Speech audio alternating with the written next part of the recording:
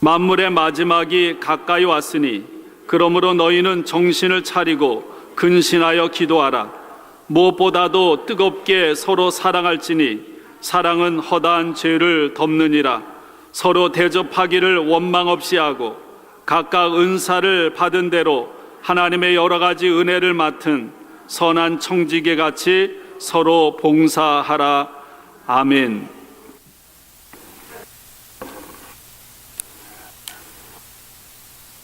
삼일운동이 언제 일어났는가? 1919년 3월 1일. 우리나라에 기독교가 들어온 지 거의 30년째 되는 때 3.1운동이 일어났습니다. 1885년 4월 5일 아펜셀러 언더우드 목사님, 선교사님이 제물포항으로 들어오면서 기독교의 복음 전파가 시작이 되었습니다. 여러분, 이 우리나라의 기독교 복음의 역사는 일본이 우리나라를 침략하고 지배하는 그런 절박한 민족의 고난과 시련과 시기를 같이 하고 있습니다. 우리는 하나님이 하시는 일을 다 모릅니다. 그러나 1878년 강화도 조약을 통해서 우리의 주권을 서서히 빼앗기는 우리 민족의 시련과 고난에 정말 가장 처절하고 어려운 때 하나님께서는 선교사를 보내주셔서 이 땅에 복음이 전파되게 하셨습니다. 이것도 우리가 알 수 없는 어떤 하나님의 사랑의 방법이라고 저는 믿습니다. 아까 영상을 보셨듯이 여러분, 3.1운동 당시에 기독교 인구는 1.5%밖에 되지 않았습니다. 극소수임에도 불구하고 민족 대표 33명 가운데 16명이 기독교인입니다. 서울과 각 지방에서 만세 운동을 주도한 시주종자들 가운데 20% 이상이 다 기독교인들이었습니다. 1.5%밖에 안 되는 소수의 기독교, 소수의 그리스도인들이 절망의 고난의 땅에 백성들 가운데서 이와 같은 지도력을 발휘할 수 있었던 이유가 무엇일까? 먼저는 복음의 능력, 예수의 능력에 사로잡힌 사람들임을 믿습니다. 또한 한국 초기 그리스도인들의 삶이 믿지 않는 사람들에게 끼친 거룩한 영향력 때문이었습니다. 또한 나라와 백성들을 사랑하는 마음으로 기꺼이 자신의 생명까지 내어 던졌던 그런 믿음의 조상들 때문이라고 믿습니다. 3.1운동 100주년이 지난 오늘 우리들은 이 자리에 있습니다. 이제는 한국의 기독교 인구가 4분의 1, 25%라고 합니다. 어떤 건 더 낮게 보기도 합니다. 많은 그런 그리스도인들, 많은 영향력, 많은 돈, 많은 힘을 가지고 있습니다. 그럼에도 불구하고 초기 1.5%의 그리스도인들이 절망적인 조선의 땅을 새롭게 하는 일에 지대한 영향을 끼쳤던 것과 반대로 오히려 오늘의 기독교는, 오늘의 그리스도인들은 세상의 조롱을 받고 부끄러움을 당하는 그런 시대가 되었음을 저희들은 알고 있습니다. 여러분, 민족의 고난과 시련의 가장 어두운 때 예수의 복음, 기독교 복음이 전해짐으로 말미암아 여러분, 우리 민족이 죽을 것 같았지만 예수의 복음이 부활의 생명, 부활의 씨앗이 되어서 여러분, 우리 대한민국이 전 세계에 그래도 빠지지 않는 영화를 누리는 우리 고국이 된 줄로 믿습니다. 오늘 한국교회의 모습을 보면서 저는 2000년 전에 1세기 초대교회 그리스도인들의 모습은 어떠했을까를 생각해 보았습니다. 여러분, 1세기의 그리스도인들의 모습은 사람들로부터 사회에서 버림을 당하고 소외를 당하고 억압을 당하고 핍박을 당해야 했습니다. 그럼에도 불구하고 초대교회 그리스도인들은 세상 가운데서 다른 사람들과 구별된 삶을 살고자 자신의 삶을 송두리째 던졌습니다. 초대교회 그리스도인들, 한국 초대교회의 그리스도인들은 100년이 지난, 아니 2000년이 지난 오늘 우리들에게 많은 감동과 격려와 힘을 주고 있음을 믿습니다. 세상 사람들은 이들이 미련하다고 생각했습니다. 세상 사람들은 초대교회 그리스도인들을 범죄자 취급하고 바보로 여겼습니다.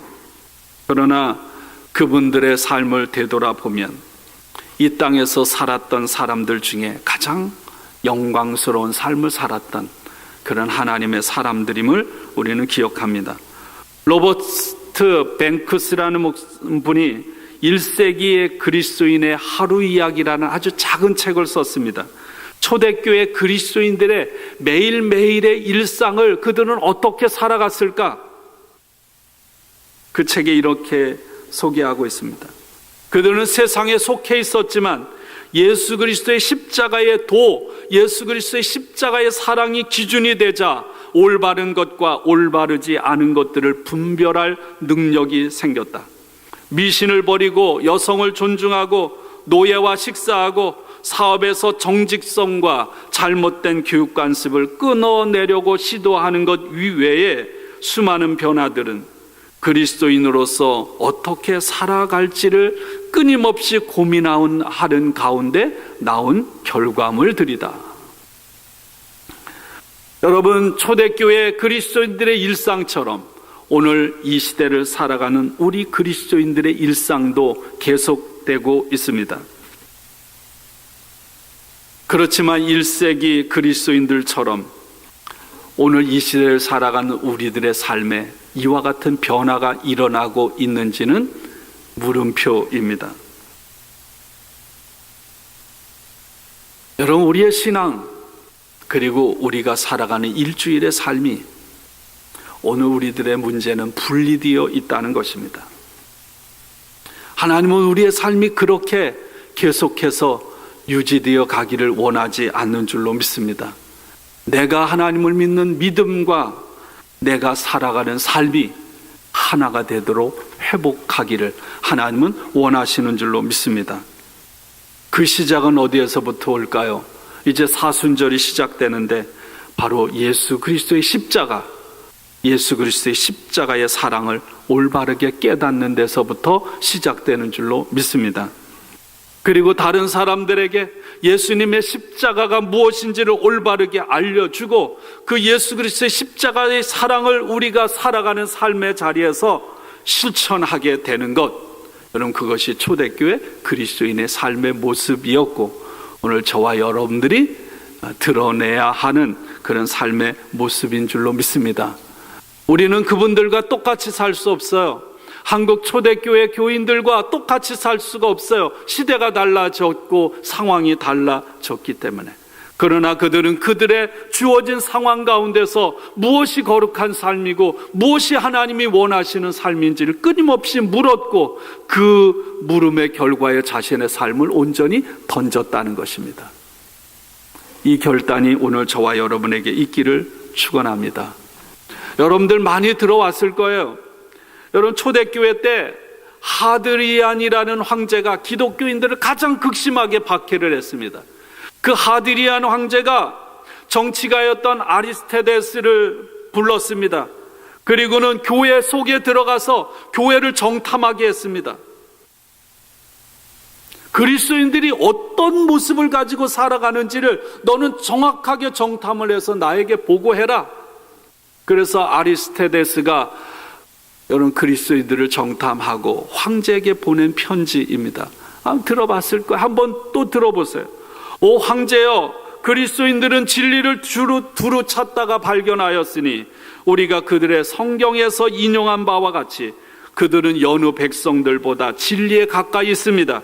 사실 그들은 하나님을 알고 있으며 그분을 만물의 창조자요 주관자로 믿고 있습니다.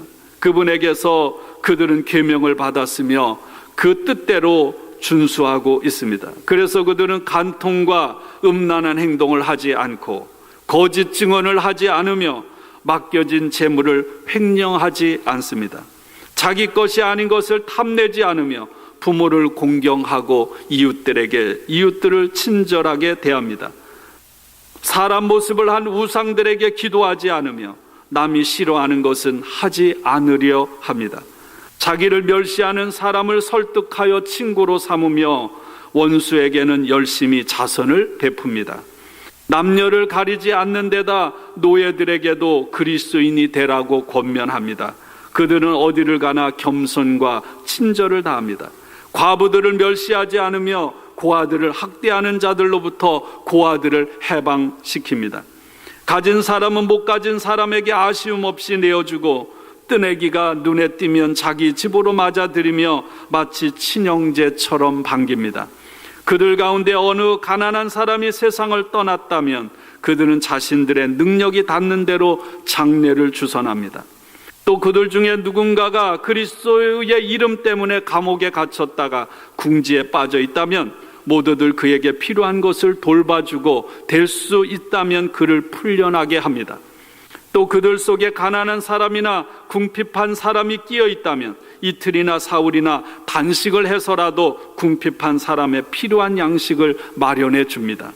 그들의 주이신 하나님께서 그들에게 명한 대로 그들은 그리스도의 계명들을 양심적으로 지키고 있습니다. 그들 중 한 의인이 세상을 떠나면 그들은 기뻐하고 하나님께 감사드리며 마치 그가 한 곳에서 다른 곳으로 옮겨가듯 그들의 시신을 장례합니다.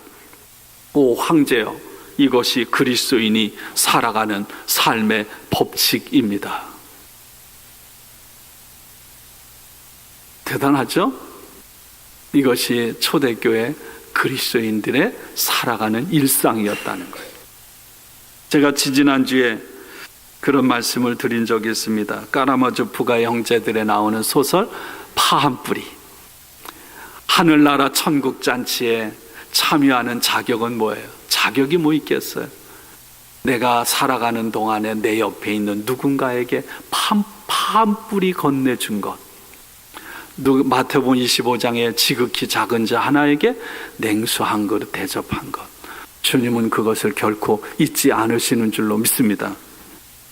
여러분, 마태복음 7장 17절부터 20절에 예수님께서 산상수훈을 마무리 지으면서 이렇게 말씀하고 있습니다. 이와 같이 좋은 나무마다 아름다운 열매를 맺고 못된 나무가 나쁜 열매를 맺나니 좋은 나무가 나쁜 열매를 맺을 수 없고 못된 나무가 아름다운 열매를 맺을 수 없느니라. 아름다운 열매를 맺지 아니하는 나무마다 찍혀 불에 던져지느니라. 이러므로 그들의 열매로 그들을 알리라. 예수님께서는 열매를 보고 나무를 판단하라고 말씀하신 것입니다. 그렇습니다. 열매라는 건 뭔가요? 우리가 입으로 수없이 떠드는 것이 아니라 내 손과 발로 행하는 것입니다. 머리로 이론으로 하는 것이 아니라 내 삶 속에서 그대로 행하면서 살아가는 것입니다. 그 사람의 신앙이 올바른지 그렇지 않은지는 그 신앙을 고백하는 사람의 삶을 보면 우리는 알 수가 있어요.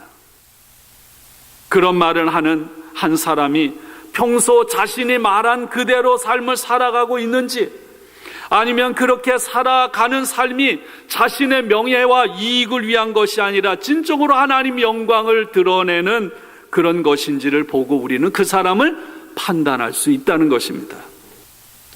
우리의 입술로 고백하는 믿음이 아니라 저와 여러분의 삶으로 살아내는 믿음이 하나님의 나라에 들어갈 수 있는 자격이 되는 줄로 믿습니다. 그래서 마태복음 7장 21절에 예수님께서 이렇게 말하죠. 나더러 주여 주여 하는 자마다 다 천국에 들어갈 것이 아니요 다만 하늘에 계신 내 아버지의 뜻대로 행하는 자라야 들어가리라. 여러분, 교회는 어떤 곳인가요? 하나님께서 오실 때 이루실 새하늘과 새 땅, 천국을 이 땅에 보여주는 작은 천국이 교회임을 믿습니다. 이 교회를 이루는 저와 여러분들 한 사람 한 사람, 여러분 오늘 주님께서 말씀하신 그 삶을 살아가는 공동체가 되기를 원합니다. 우리가 믿은 것으로 끝나는 것이 아니라 우리가 살아가는 삶에서 행하는 그런 사람들이 함께 모여서 하나님을 찬양하는 교회가 되기를 주님의 이름으로 축원합니다. 야고보서들은 행함이 없는 믿음은 죽은 믿음이라고 그랬어요. 야고보서 2장에 이렇게 말씀합니다. 내 형제들아, 만일 사람이 믿음이 있노라 하고 행함이 없으면 무슨 유익이 있으리요? 그 믿음이 능히 자기를 구원하겠느냐? 만일 형제나 자매가 헐벗고 일용할 양식이 없는데 너희 중에 누구든지 그에게 이르되 평안히 가라, 덥게 하라, 배부르게 하라 하며 그 몸에 쓸 것을 주지 아니하면 무슨 유익이 있으리요? 이와 같이 행함이 없는 믿음은 그 자체가 죽은 것이라. 믿음이 있다는 거예요, 없다는 거예요? 없다는 거죠? 헛되다는 거예요. 아니, 믿음이 없는 것보다 더 무서운 것은 하나님을 가증스럽게 여기게 만드는 거예요. 감리교 신학대학의 교수님인 이덕주 목사님께서 기독교 사회주의 산책이라는 책을 쓰셨습니다. 그 책에 한국 초대교회에서 천국을 누리며 사는 믿음의 위대한 사람들의 삶을 몇 가지 소개하고 있어요. 특별히 1900년 당시 인천과 강화 지역에서 사역하던 존스 선교사님의 이야기를 말하고 있습니다. 제가 한국에 우리 장인 장모가 강화도 강화중앙감리교회에 다니는데 그 강화중앙감리교회는 존스 선교사가 세운, 그래서 인천 강화도 지역의 모든 교회들의 시작이었던 그런 교회입니다.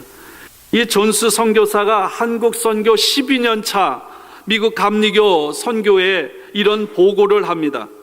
강화도의 교인들이 하나님의 말씀을 읽는데 자기들과 같이 유럽의 미국의 사람들이 성경을 읽는 것과 다르게 독특한 성경 읽기를 한다고 소개하고 있습니다. 그 중에 한 예를 여러분들에게 읽어드릴게요.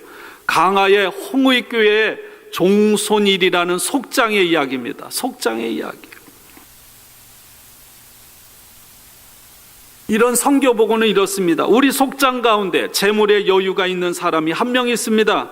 그가 하루는 성경을 읽다가 주인으로부터 큰 빚을 탕감받고도 자신에게 적은 빚을 진 동료를 탕감해 주지 않고 심하게 대했던 불의한 종의 이야기를 읽었습니다. 마태복음 18장에 있는 이야기죠. 그리고 큰 깨달음을 얻어 그 말씀을 즉시 자신에게 문자적으로 적용했습니다. 비유속의 주인을 하나님으로 보고 속장은 자신의 죄로 인하여 하나님께 엄청난 빚을 지고 있었는데 그리스도의 공로로 그 빚을 탕감받았다고 생각했습니다. 그리고 비유 속에 적은 빚을 진 동료들은 자신에게 돈을 빌려간 동네 사람들로 보고 하나님께서 탕감해 주신 빚에 비하면 정말 보잘것없는 적은 것을 탕감해 주지 않는다면 주님의 책망을 받을 것이란 생각을 하게 되었습니다. 그래서 그는 자기에게 빚진 사람들을 모두 집으로 초대해서 그 말씀을 읽어준 다음 자기도 그런 식으로 하겠다고 했습니다. 그리고는 빚 문서를 모두 꺼내 그들이 보는 앞에서 불태웠는데 빚을 탕감받은 사람들이 모두 놀란 눈으로 지켜보았습니다. 이 종손일 속장은 나중에 1917년에 감리교에서 목사 안수를 받고 강화도 지역에서 영혼 구원을 위해 자신의 삶을 드렸습니다.